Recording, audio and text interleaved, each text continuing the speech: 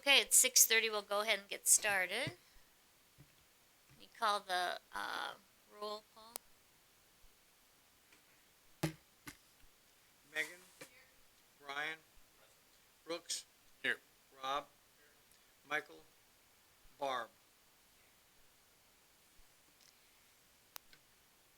Okay, on the agenda, we need to add the election of a vice chairman or nomination, whatever we call it. What do we call it, Patrick? Nomination? Yeah, it's vice chairman. Vice chairman. If anyone has any nominations, Okay, since it's we'll add not that that to. Alyssa has resigned. Yeah. So where would we add that on the agenda? After the minutes? It could probably be at any point. Maybe make that the new item 7 and shift everything down. It's not like you need it immediately at this meeting, so Okay. that's probably the best place just on the discussion items. Okay. All right. So, do we have a motion to amend the agenda to add the vice chairman? No motion to approve, or, yeah, with that change. Okay, we got a motion, a second to approve the amended agenda. All in favor? Aye. Opposed? All right. Consent calendar. I'd break motion to approve. Bassett, second. Okay, we got a motion, a second to approve the consent calendar. Got a bunch of stuff on there. All in favor? Opposed? All right. Minutes. So we've lost our proofreader now. So someone else is going to have to step up for Alyssa. Anything to be changed on the minutes?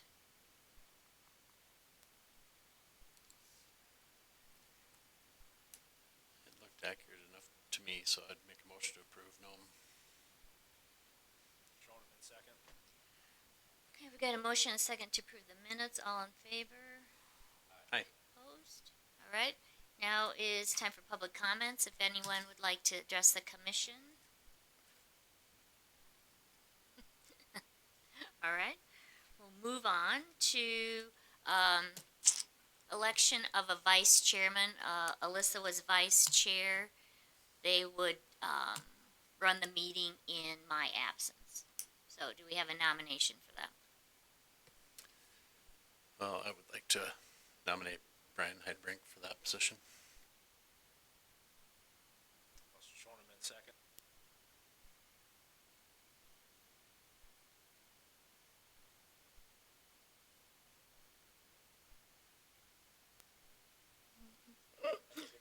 That's a no. Yeah.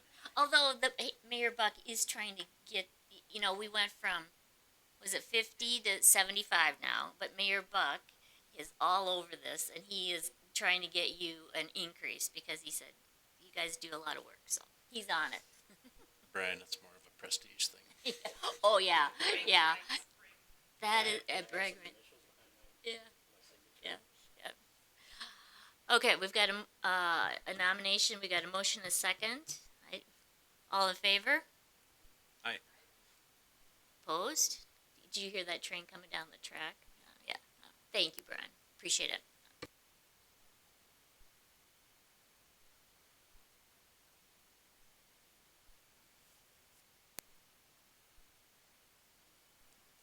So that's just on there as our continuing discussion. The real meat of tonight is we talked about an R1B last time. So I put a kind of a rough draft in there, but we can certainly talk about anything from pages 22 to 33 that you would like. I did add some minor changes. Most of it's the same. There's some at the end. I tried to fill in the rest of the definition of a flagpole lot, and then going into a dwelling townhouse. Do we need the difference between twin home, duplex, townhouse, single family attached, dwelling attached? Are some of those redundant definitions?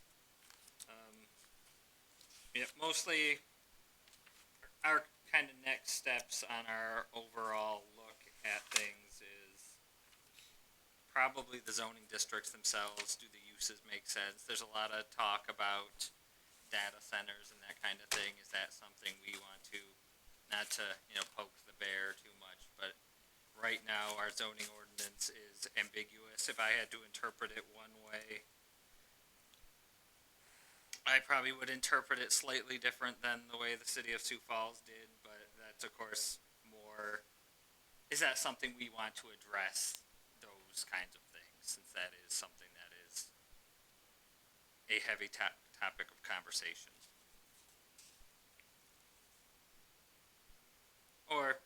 So that's just kind of a preview. We look at uses districts. We're kind of doing that with the R1 now, where we're talking about lot size and setbacks. Do we need an R1B? So that's kind of where we are on that. Nothing too, hopefully, earth-shattering on the ongoing discussion.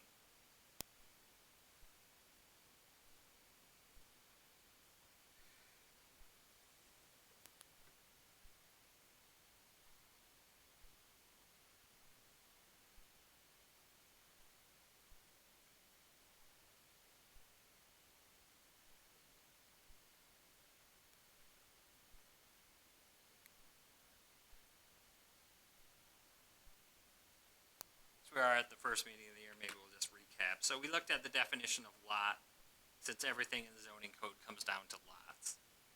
So that's individual parcels of property that people own, and so went between how do we want to standardize, determine the use property versus lot.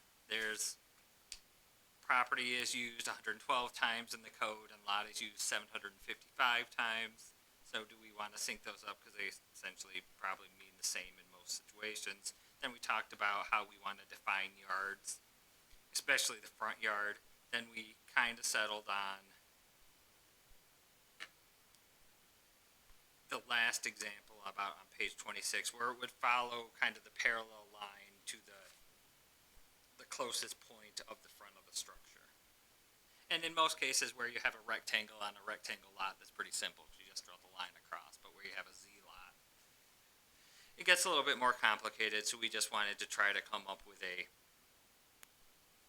definition that does what we want it to do. So we got there, then we have multiple frontage lots, and there's definition for secondary frontage. We have quite a few triple frontage lots here in town, so secondary frontage, maybe we define it differently as multi-frontage. We talked about flagpole lots. We probably wouldn't allow the creation of many of those today. It would be kind of wonky because we do have minimum frontage requirements, but you do have a lot of lots that were flagpole lots, especially on Sioux Boulevard, that were platted that way by the county that are now in the city, and people still like to build on them. So we need to figure out what exactly is the front yard, because you have the little piece, and if it's just defined off the frontage is very small, then what's the space in front of the building? So this proposed definition, it would be that piece that is the flagpole as well as in front of the building on the flag part. Then we talked about rear yards. We talked a lot about yards and setbacks, and then we got into we defined principal building use and structure as the primary or predominant use of any lot for use, including all buildings and structures fundamental or essential thereto. So that's somewhat of a judgment call that on a case-by-case basis we would have to figure out if something is fundamental or essential to. Normally it's fairly straightforward, but there could be situations where it's not. Is playground equipment fundamental and essential to a park? Is a bathroom structure, is a swimming pool in the park fundamental or essential? There are sure plenty of parks out there without restrooms and playground equipment, and so there's a little bit of interpretation there. Then we talked about building. All buildings are structures, but not all structures are buildings. Then we looked through at an accessory building and the various definitions there. And what we have is pretty standard, not just locally, but I looked all over the place, and this is kind of how everyone defines what they are. And I don't know if it's the best definition. Is one of those things where you kind of know it when you see it, but it's hard to describe. Then we started getting into residential uses and how we define dwellings versus what's attached, what's multifamily, and trying to make sure we are consistent and things do what we hope they do, that we eliminate some redundancies where it gets confusing. Like, we have a definition of dwelling attached that talked about common vertical walls, but then the single family attached just talks about common walls. So then does the vertical part, since it's dwelling attached into dwelling single family attached, does that just carry over the vertical? So if we just got rid of vertical common walls, it could be conceptually either. It could be a vertical wall, it could be one above the other. So that's kind of, I believe, where we left off. So would it make sense to, like, as an example, work on the lot at one meeting, and then the next meeting, move on to the yard? I'm just trying to think, how do we, yeah, because it seems a little overwhelming all at once. And we've been pushing this around now for quite a while, so would that make sense to have a discussion tonight on just one part and see if we could get it figured out, and then, I'm open to however you want to do it. Some places go chapter by chapter. Problem with that is, as you know, the zoning ordinance is a spider web. So you might look at one little corner, but it connects to everything over on the other side. And so you don't quite get the full picture if you just go chapter by chapter. But then, of course, if you try to do topics, everything's interconnected then again. So the breadth of a topic could be quite large. But I'm open to however you think. I think when we talked about lot specifically, though, I'm fairly certain we were pretty solid on the definition of lot that is highlighted in green. The red definition is the one we currently have. And it defines a lot more by its what happens on it rather than what it legally is. Is the definition in green the same as the city of Sioux Falls? I believe so. Okay. I was confused if it was the green one or the. Yeah. The red is our current, and the green was the city of Sioux Falls definition. Which, I think that makes sense. I mean, it's more of kind of a technicality, a legal technicality. But I think the consistency with Sioux Falls would just keep things clear for people that are building in both communities. I mean, it doesn't really have an impact on what we do. It's just, like I said, more just a technicality. As you were going through it, Patrick, on page 26, where we talk about the front yard, and we got into talking about structures that are built at an angle to the street. Would it make sense to include somewhere in that definition where it talks about walls, parallel to the property line? Should we put in that definition that are at an angle of less than 45 degrees? So if you look at that bottom right sketch. correct.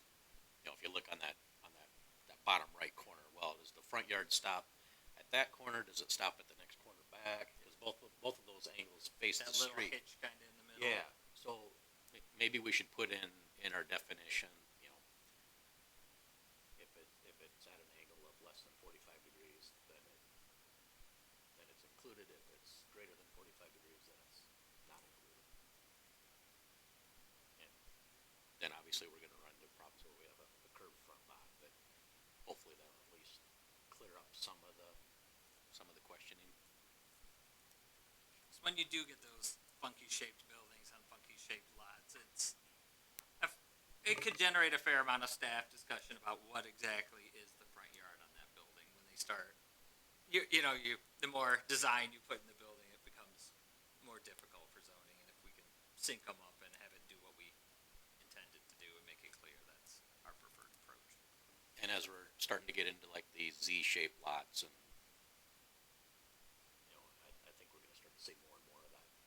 There's quite a bit of that in Sioux Falls, I know, with these, trying to maximize the building on the smaller lot, so. We haven't had a roundhouse yet. We proposed. We have not yet. Concrete dome home or whatever you hear about. We have not. Or a home in the side of a cave or something. No, we haven't quite gotten there yet. A dugout. So how do we feel about the lot in green definition? Are we comfortable with going that route? I don't know how you put all of that in this is the definition, so then anytime lot would show up in the zoning code, it would fall back to this definition. Okay. Correct. We And- would, yes, we would, yes. And then it, of course, then lot builds up onto what's the yards and what's the setback from. So then the front yard kind of determines, you know, then the opposite of the front yard is the rear yard, and what's left are side yards. So they all kind of build on each other. But would we replace all of the places where it says property with lot then? If we wanted to standardize things more, yes. Unless there was a situation where clearly something else was intended with the term property instead of lot. And if the commission decides that they would want to do that, then what's the process of getting it to, you rewrite it and then get it to council? I don't know So what the it would be an protocol is. ordinance amendment, and we would need to figure out how the best to do that, because that would be quite the written out ordinance to do 577 changes. Is it an adoption of a revised code in whole? I think you can do that every 5 years, and I think were we 2018 probably when this was adopted, even though we've done amendments since. I think you can do a wholesale readoption every 5 years or so. So we'll have to see where we are on that and determine what our best approach will be. I mean, if we have to do a long scroll of crossing out properties and then putting lots, we can do it, but that'll be one heck of a Brandon Valley Journal. Yeah. Well, that would be job security for you. I'm sure Joe would love it too. Yeah. Well, what we could do is just put in the definition under property, say, C lot. And that would clarify it, so then we wouldn't have to go in and change everywhere that we have the term property in the ordinance. For the definition itself, I think I agree that I like the way it's written, and I do see the notation in there. This is borrowed from the city of Sioux Falls, so I like if there's no reason to have a difference, to have the continuity. Our builders like it when we're vastly different. It's a crapshoot everywhere you go.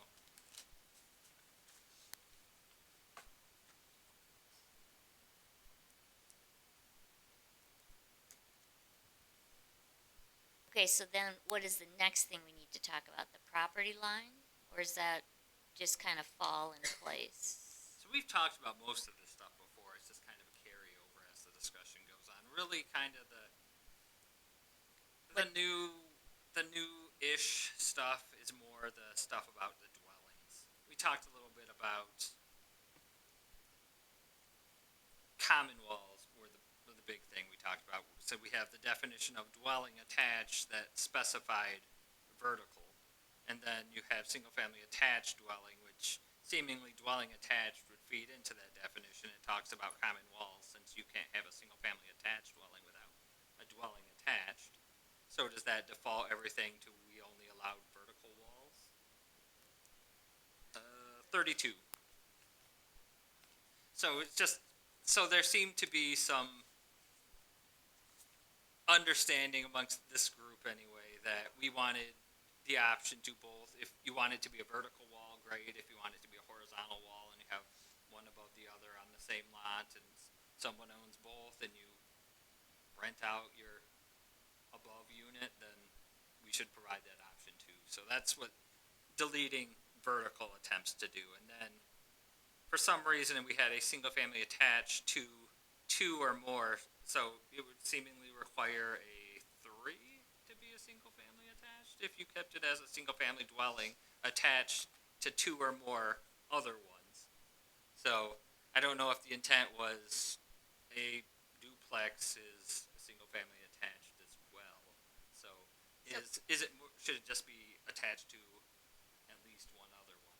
So be Brian, I attached? think you had brought this up. Does this address the issue that you had mentioned a time or two ago? It does. It does if we consider the term walls as either a vertical or a horizontal. I think I remember that discussion. Is a floor a wall?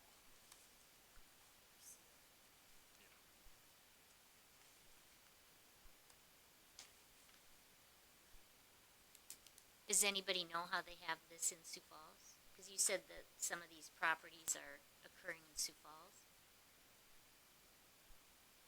where they're stacked. Yeah, in the older part of Sioux Falls, I know, they're converting an upstairs, a two-story house into two separate dwellings. Adding a staircase up to them or something like that. So we probably don't have a lot of that right now in Brandon, but there is the potential for that. There's a big article from, I think it was Kello today, how the new trend of starter homes is now more townhouses than single family detached. So I could see where a duplex situation where the above and below or next to each other was probably something that might gain in popularity. Rob would probably have a better finger on the pulse on that one, but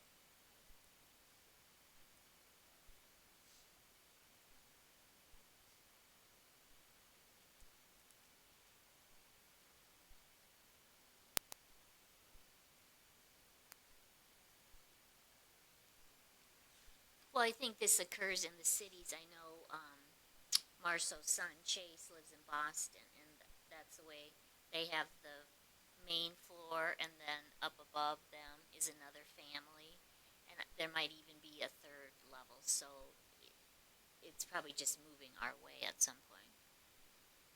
So we might as well be ahead of the game. I was gonna ask Paul a question if possible. Do you have any concerns? I mean, this is a definition. It doesn't do anything with code. By code, a floor is still a floor and a wall is still a wall. Do you have any reservations about a possible change like this? Well, if you're building new construction, then we're gonna get it code compliant. I think Brian had mentioned we had an older home, Oh, yeah. and then that's challenging for the builder to accommodate and get that fire separation horizontally when a house wasn't built like that, so. Architect has to be, like Brian, very innovative and present something to the building department to get that done, so. But, so new construction, no problem, a renovation could be a little challenging, so. I guess I kind of like the second. You made a comment there in the blue highlight that they're potentially redundant. I kind of like the second one.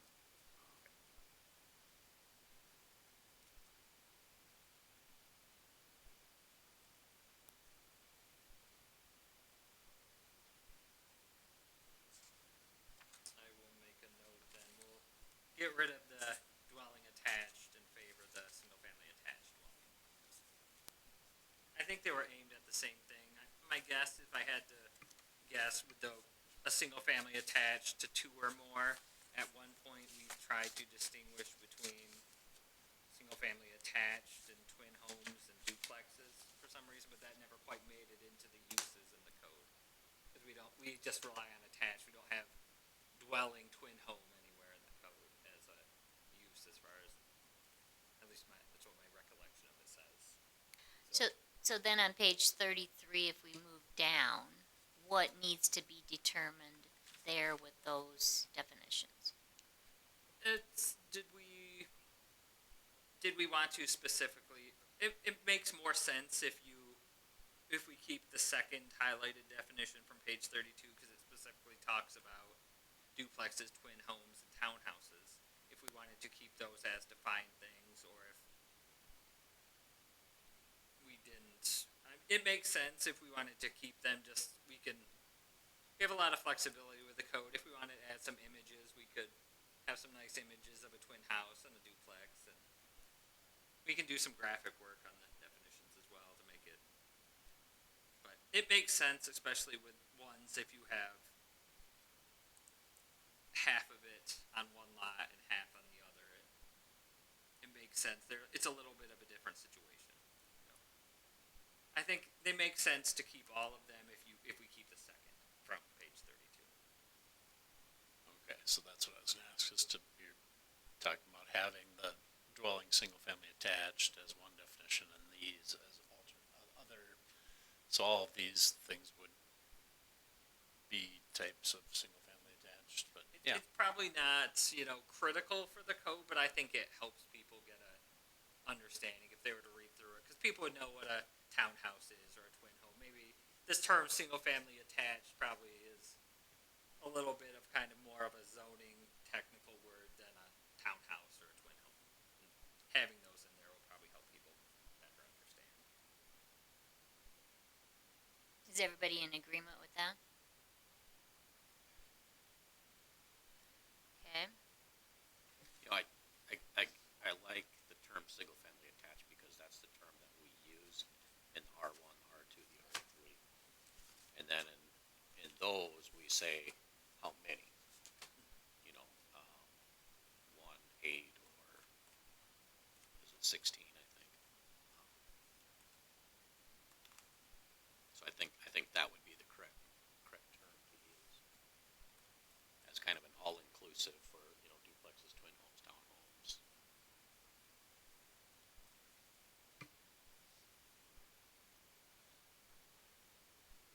Okay, so then, just going through here, then we hit the yards. Is that what's next? The front yard, backyard, rear yard.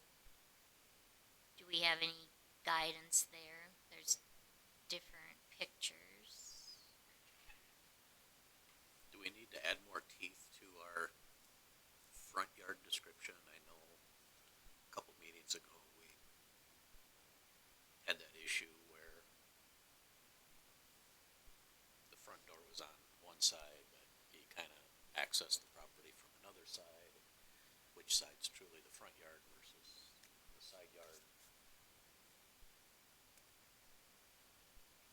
So right now, for staff interpretation, your front yard is the yard abutting a street that you're addressed off of. It's kind of how we do it, and that becomes complicated then when you have side door front yards. So I am open to your thoughts, however you feel that's best. I know for addressing purposes, it's easy to, well, here's your address, there's your front yard. What determines the address then?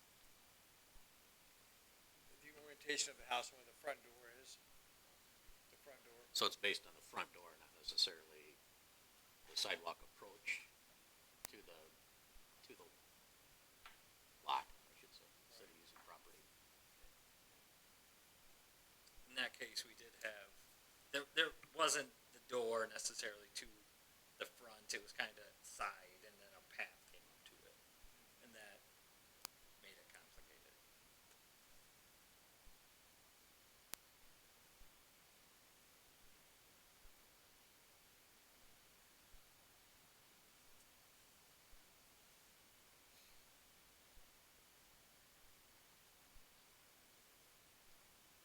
When we map out lots, the staff will, if it's a corner lot, they'll, on the CAD map, they'll put the two numbers there, and then the builder comes in, he places the house, and then we know it's gonna be one of the two. But it's already been given two numbers, depending upon how the house is set.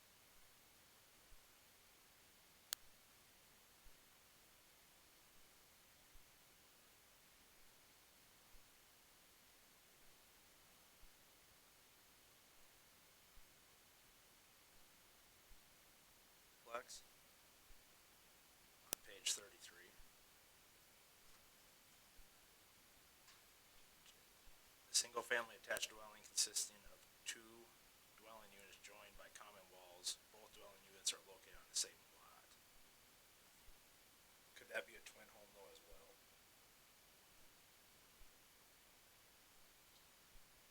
Owned by the same person? Or, I don't know, I'm just talking, or is that a duplex, you know? Cause you could put a twin home on a single big lot, right? I think the difference between a twin home and a duplex is there's a property line that separates the dwelling units.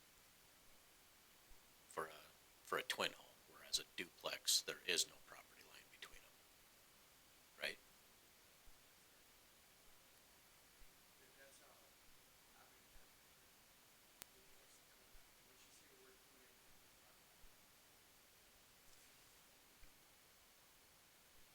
Now, I guess we don't care if the same person owns both of them.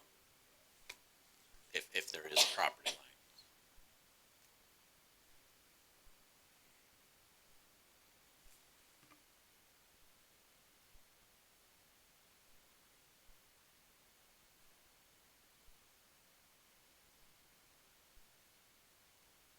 I don't even want to get into the flagpole. Okay, front yard. Where do we sit with the front yard? We've got a couple of choices there in green. Several choices, actually.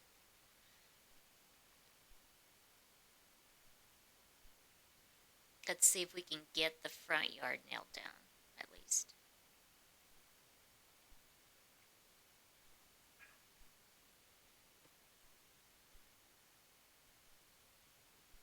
My understanding is we kind of were going with the definition that's highlighted on page 26 with the change of clarifying the 45 degrees. I have that in here somewhere.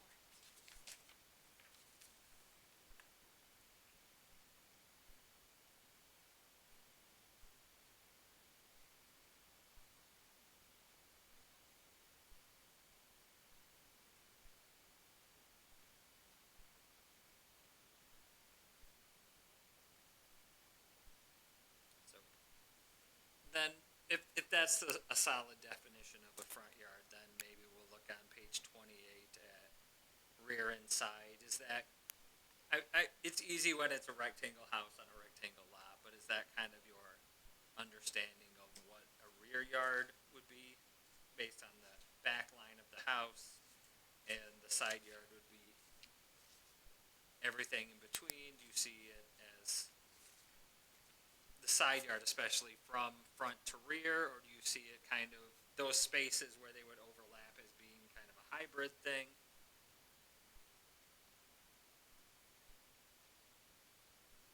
I guess the question in my mind is when we start to talk about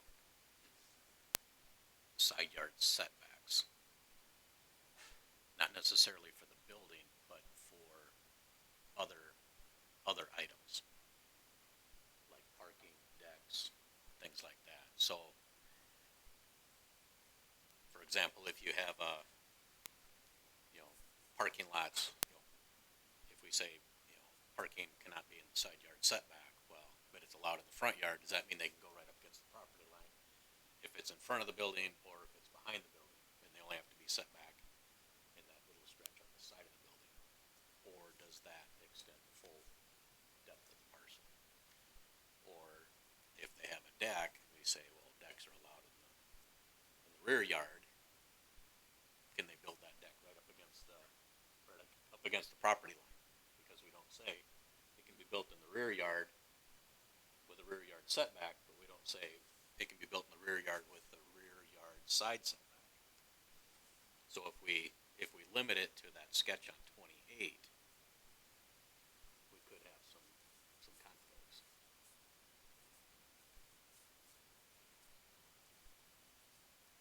Because usually when you have a plat, the setback is the whole distance, what they show your setback is. Setback should go with the full depth of the property. Yeah.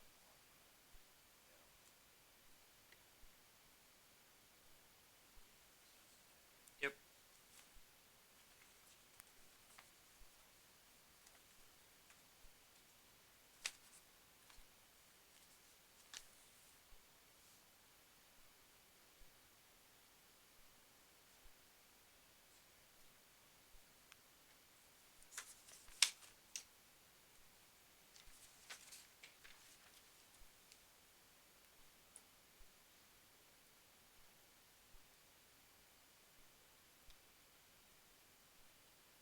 the setback.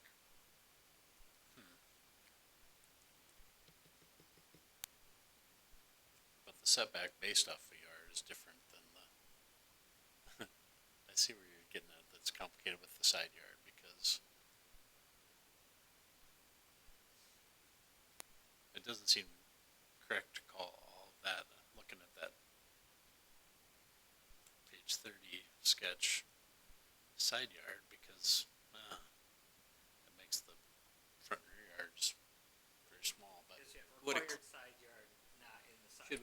Should we change when we talk about setbacks, instead of adding the term yard, should we just say front setback, rear setback, and side setback, and not confuse it with yards?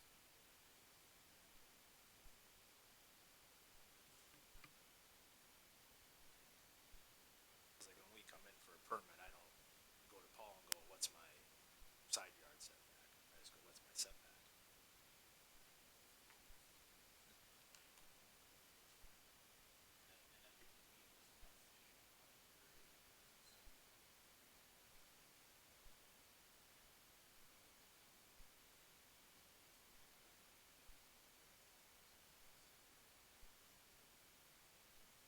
Paul, does that make sense to you? You're the one that has to deal with this, so please pipe up if you Yeah, both of us hear allow- something. Yeah. I think like Rob said, we just would look at, we wouldn't get hung up on the word yard. It just would be a setback.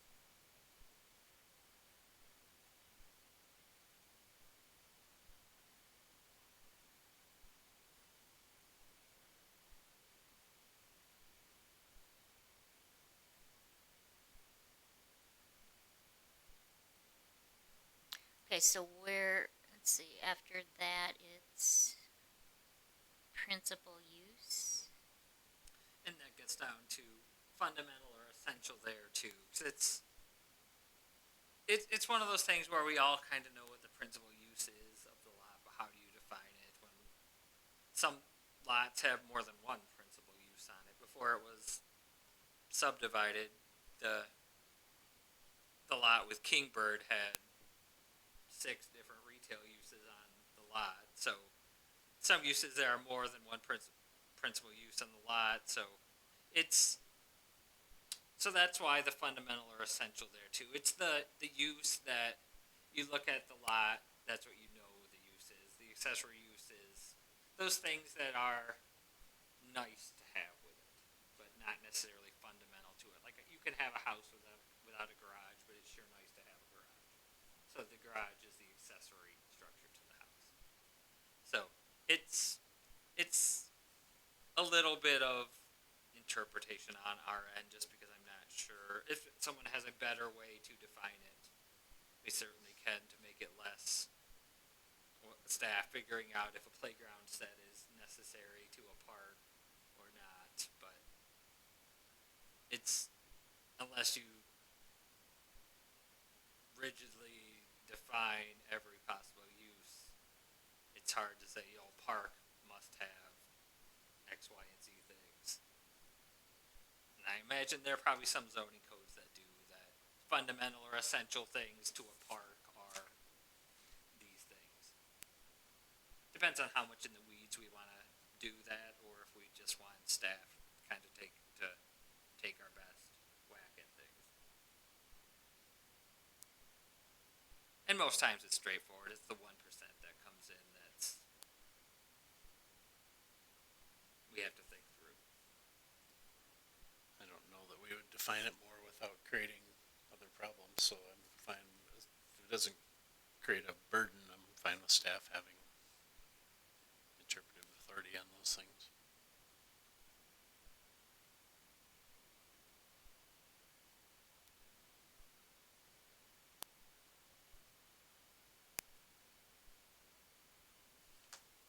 Because what we are trying to avoid here is people putting a bunch of buildings on a lot, right?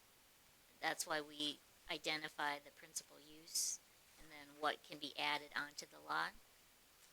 It's generally principal uses have larger setbacks than accessory uses. So some people I imagine would try to get around principal use setbacks by saying something's accessory or well, I have, in some districts are capped at one accessory building, so really this is part of the principal structure, so I can have that too. Or ways to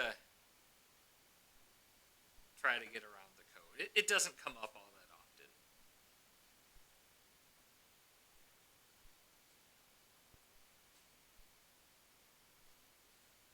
I think the big issues here is people wanting to put up a garage before a house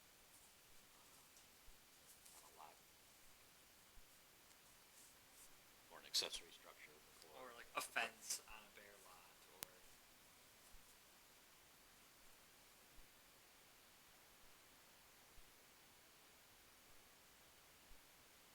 So are we okay giving them some discretion on that?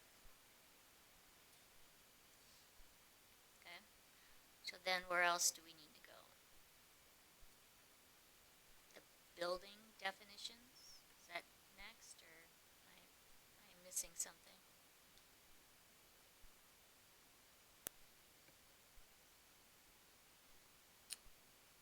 so the building definitions in there. The blue is our current definition. I was just looking at other definitions that other places use for building. Not really suggesting one's better than the other. I just wanted to give us some options. If there are some things in ours that make sense, and there are some things in others that make it more clear where a building is different than a structure. All those fun discussions we had.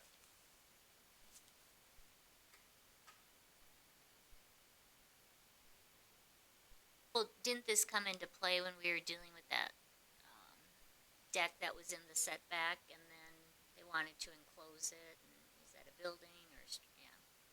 That's where that came up.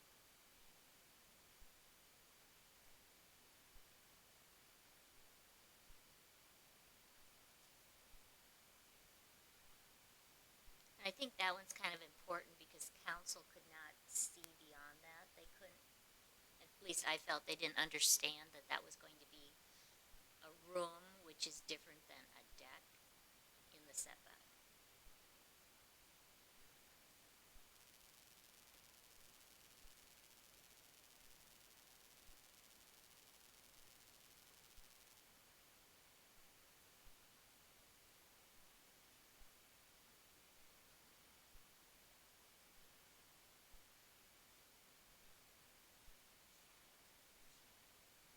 Any kind of movable, something you can own.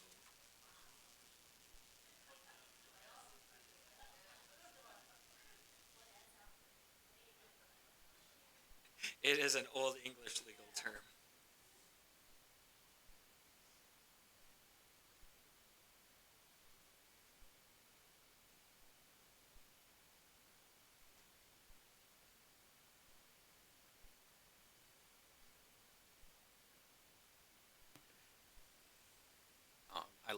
I like,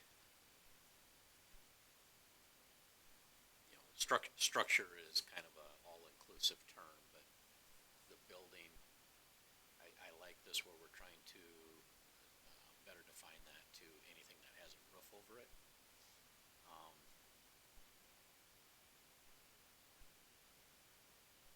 Although we could run into a question about where does an overhang get confused with a roof? Well, when we think of an overhang, we all think of a 2 foot overhang around the edge of our house, the eave overhangs. Okay, at what point does an overhang become a roof? Is it 2 feet? Is it beyond 2 feet? Is it beyond 3 feet? Is it beyond 4 feet? How far can you overhang your deck before it's considered a roofed deck? You know what I mean? We allow 36 inches The to 3 feet. soffit. Anything beyond that then becomes a roof. Okay. Some of the jurisdictions may look at it differently. What's a pergola considered?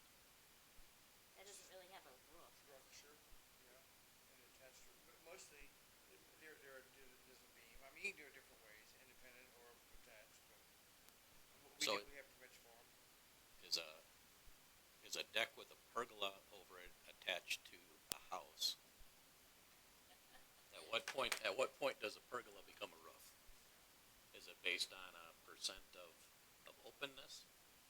I think you can, I think we can draw that line because I know the fire code has a limitation of a trellis.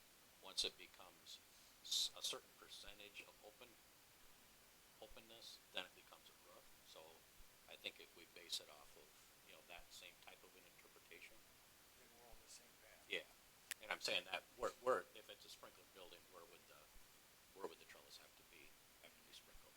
So I don't know what that percentage is, if it's Right. 30% or 40. Go back and look. Yeah. But I know that's probably gonna come in at some point. Because people have asked that when they've come in and asked to put a roof over their deck or enclose a deck, and they're like, okay, well, if I put a pergola up, is that part of the house or is that part of the deck? And I don't know if that follows, but, would that be part of the definition of a deck? Do we even define a deck? I don't know.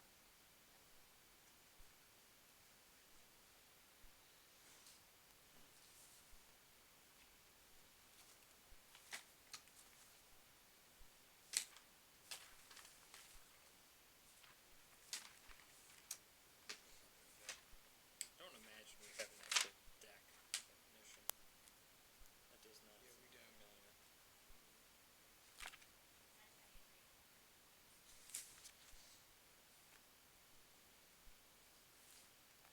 Okay, so what else in here have we not addressed? For the most part, we've addressed everything. The big thing left on the agenda is last time before Christmas, we discussed the possibility of another residential district. That's probably the big thing hanging out there. I just wanted a couple of clarifications before we delve into it.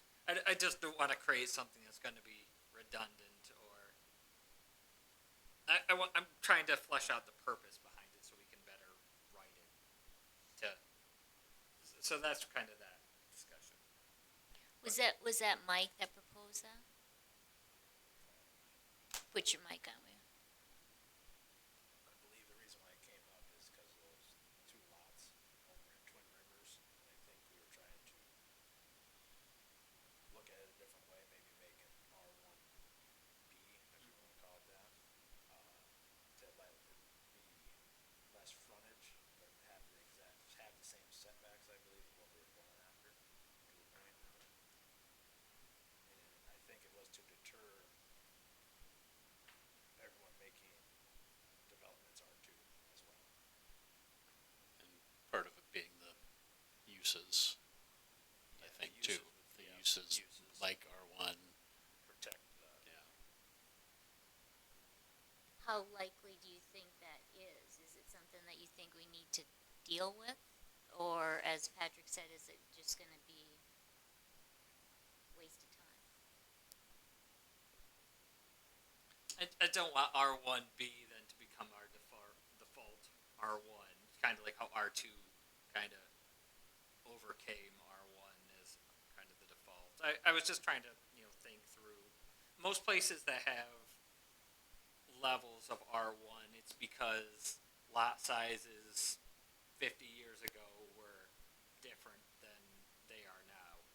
Generally, lots are larger now, where the core area lots are 25 feet wide apiece as platted out. So some have a traditional R1 single family district designed around core areas, and then you have suburban R1 designed for more modern lots in order to allow the older lots to have buildability beyond just being lots of record.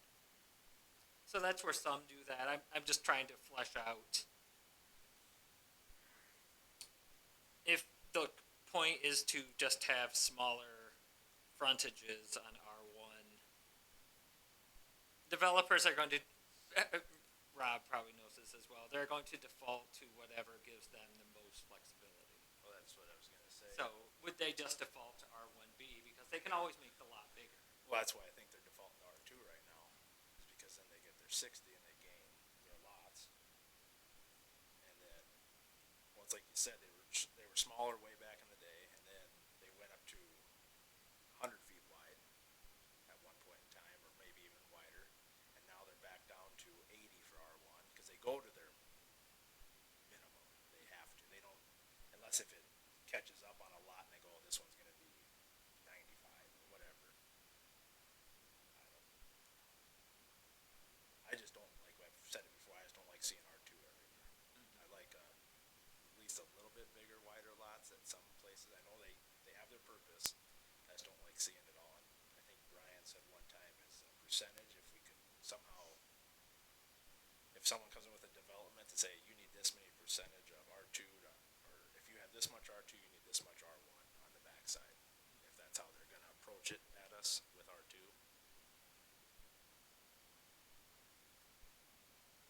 And that would be something once we are getting to the comp plan. It's just taking a little while longer than I thought. But that would be a good, probably a thing to have in the comp plan, that kind of our development goal and policy is for X amount of R2, you need X amount of R1. Or that way there's something you can point to and not just, well, we're writing this for you on the fly because we don't like you using R2 so much. That's a tough one, to just enforce it unilaterally. You know, if someone is coming in and developing a small area, it's hard to develop a small area and get all of those different densities, R1, R2, R3, in a small development. And sometimes, depending on the location of the development, it may not be conducive to R1. It may be conducive to R2s and R3s, or vice versa. Why do you want to make this all R2 and R3 when this is prime for R1s? You know, so it's kind of arbitrary. It's hard. It would be hard to enforce it on every developer on every development. But I don't know. I don't know where we have the latitude to say yes or no.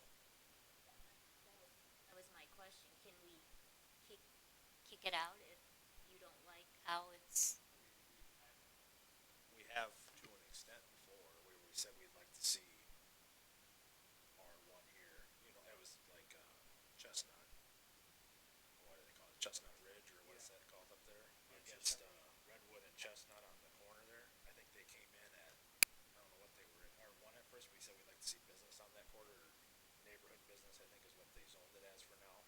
And it could change when that time comes, but we wanted to at least have that protection there for it if it did go that way, instead of being stuck in R1 and going, well, now we can't get it to, I'm just making it, if a gas station wanted to go on that corner, well, it's going to be fought backwards with all the neighbors there then. So, Right, which a I gas recall station about can't that go in this week. neighborhood business district, I guess, so, but. You know, it's kind of like that development going in between the river and the bluffs. You know, when they first came in, it was all R2 and R3, and we said, well, you know, we'd like to see R1, but I guess where do we have the authority to enforce that? I guess, you know, that's what we'd like to see, but the developer's like, well, you know, I got to make a living too, you know, so what authority do we have when we review, you know, a preliminary development plan where we can say, no, we're not going to allow Tammy, R2 here. yeah. Tammy, can we do that? I don't know. I mean, it would be my opinion that you have all the authority. They still have to get it approved by you. If you're not willing to do that for them, then they have to come up with a new plan. That's probably the only time you really do have the Yeah. authority. I think the Other than a preliminary rezone plan on an is, individual basis.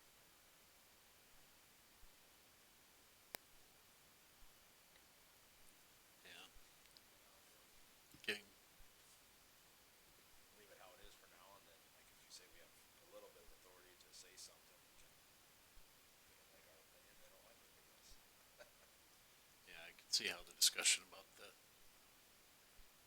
1B came up, but I'm skeptical, and I just think it would just lead to smaller lots being used more, so. We can keep it on there for another meeting to Michael since it had kinda some was his idea, if opinions, he yeah. wants to go at it again, but. Yeah, let's do that so he has a chance to address his concerns. Because I think his were similar to yours, Rob. Yeah.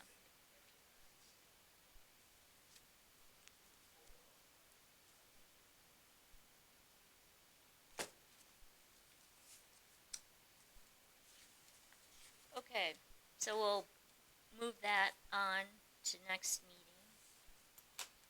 Building permits. We had a good year last year, Paul. And the single family went up 17%, and then multifamily went down 33%. But why get in percentages? If you look historically, 113 multifamily is still pretty good for us. The 151 was probably not quite an all-time high, but pretty good. 113 still pretty good. Where a lot of years it was 0 or 2 or 10 or so. Single family, we're doing good as well. So we had a good year.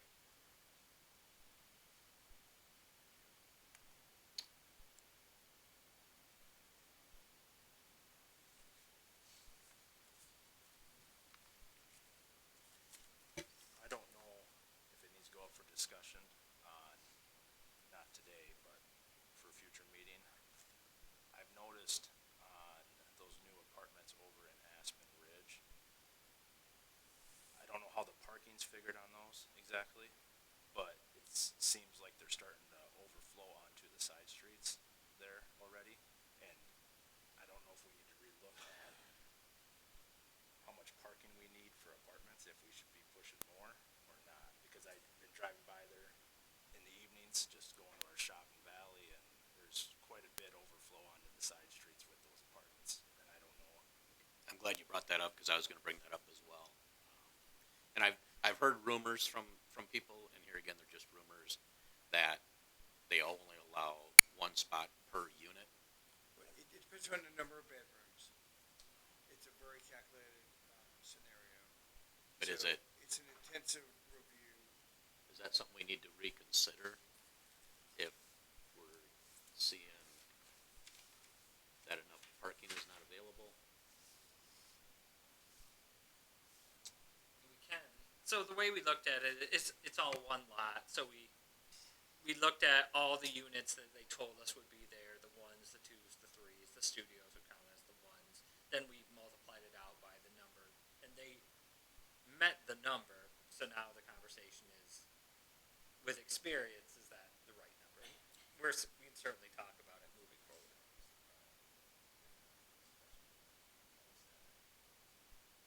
I don't know what's gonna happen once those other townhouses behind get filled up, and then People come to use the splash pad, and it just starts getting pretty full looking over there. And as development continues to go to the south, that street's gonna get just busier and busier and busier, and eventually there'll be a stoplight there at the corner. Yeah, under table one for multifamily dwellings, where it stands currently, one parking space for each dwelling unit of 2 bedrooms or less, 2 parking spaces for each dwelling unit of 3 bedrooms or more.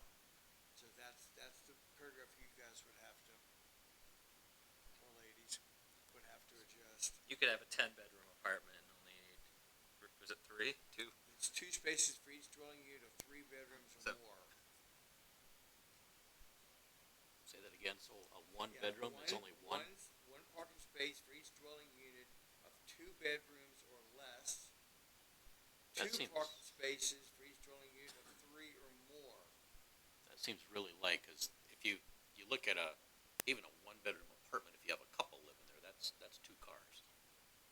If you have a 2 bedroom apartment, you could have, 3 cars, mom, dad, and a kid. Maybe we should put that on the.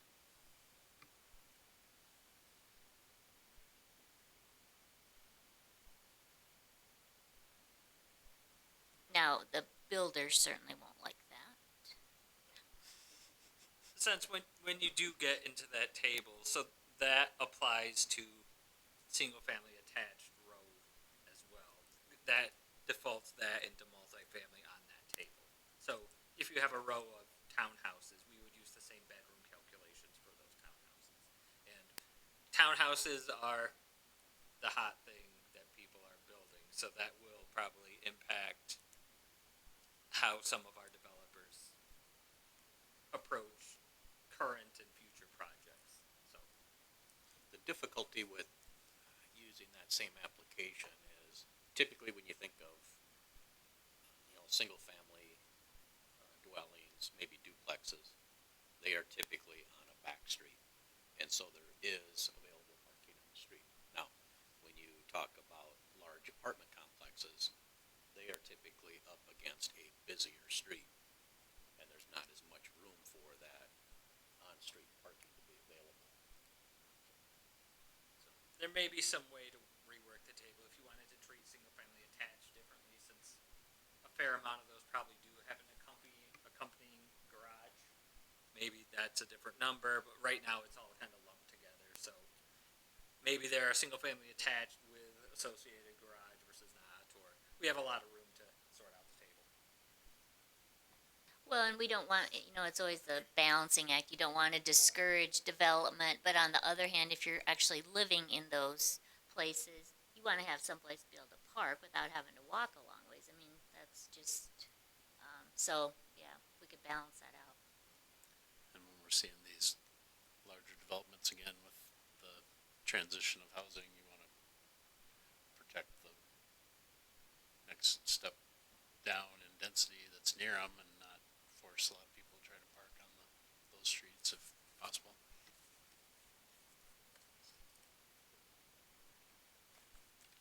Anything else, got the building permits, anything else for the good of the cause? I think we got quite a bit done.